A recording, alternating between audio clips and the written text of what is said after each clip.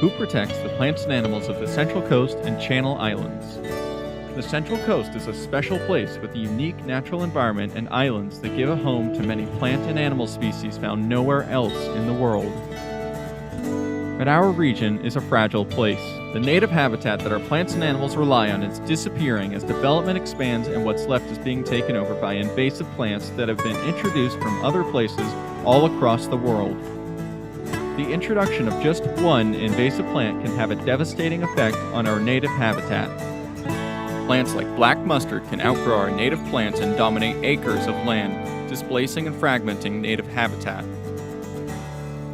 Nowhere else is this more true than on the Channel Islands, whose ecosystems had been undisturbed for millennia.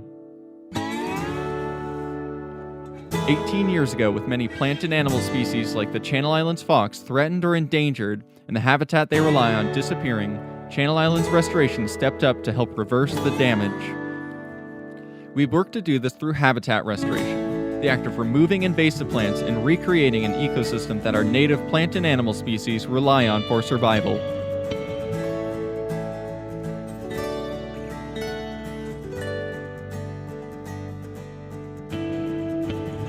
Over the years, we have worked with agencies like the National Park Service, the Nature Conservancy, the Navy, and many more, but we have always relied on our community for support.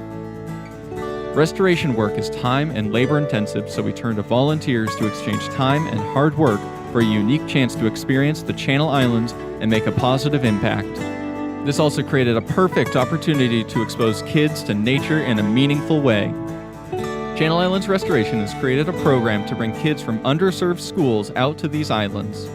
Most of these kids had never had the chance to visit a national park or even take a ride on a boat.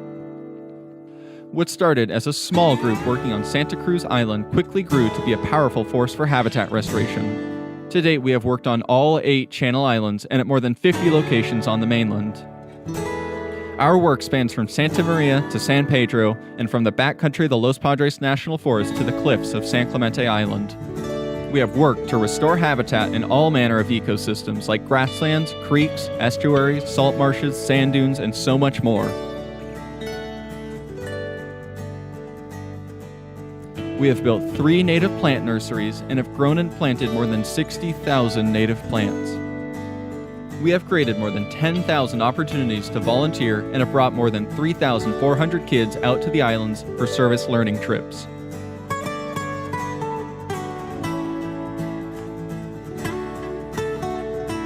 Anacapa Island provides critically important habitat for seabirds, pinnipeds, and plants and animals found nowhere else in the world. At one point, ice plant covered most of the eastern island. It smothered native plants and provided very little shelter for nesting birds. Since 2007, Channel Islands Restoration has been working with the National Park Service and other agencies to remove ice plant and restore the native habitat.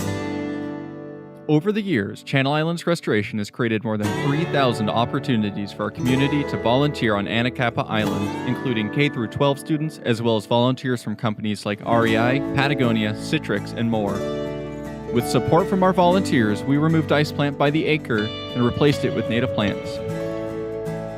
We grew and planted more than 10,000 native plants in the bare areas where ice plant had once grown.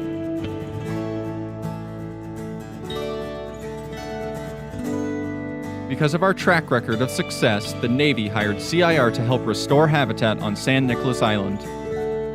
San Nicolas Island has a long history of land use that has left parts of the island barren and forced species like the island night lizard and San Nicolas Island fox onto the endangered species list.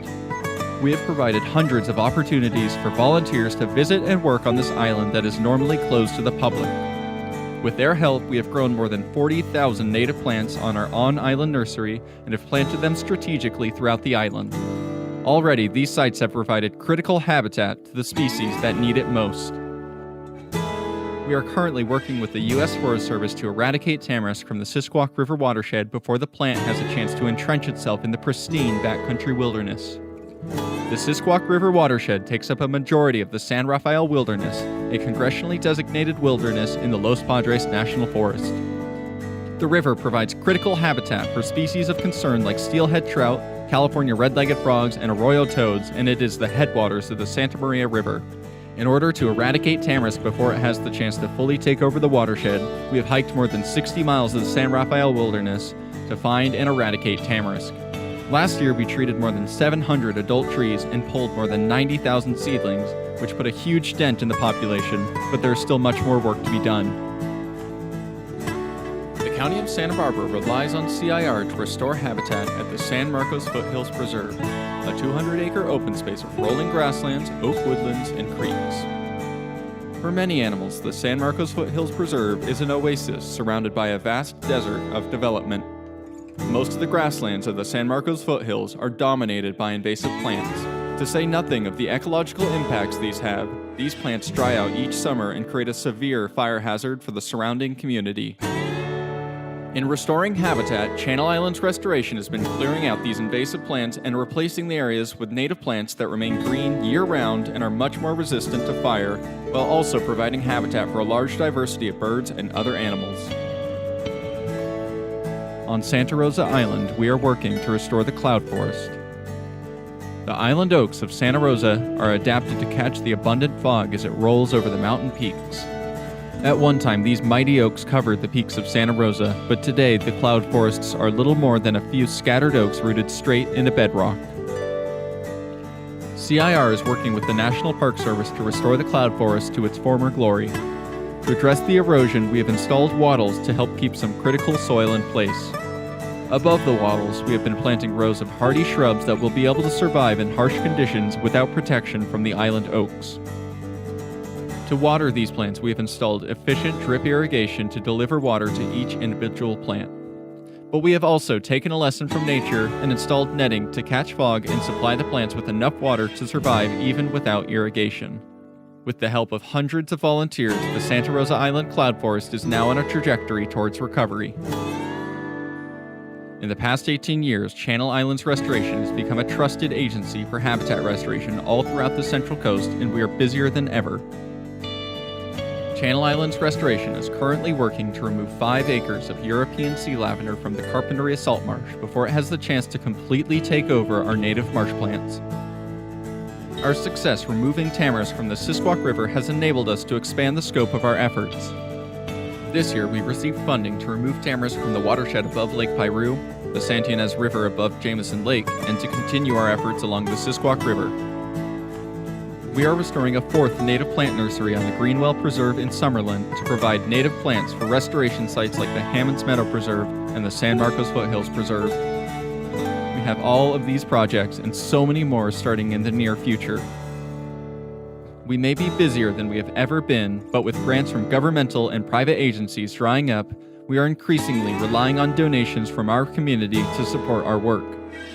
So please, if you believe that the native plants and animals of our Central Coast and the Channel Islands are worth protecting, if you believe that exposing the next generation to the environment is important, then please donate today to sustain our work.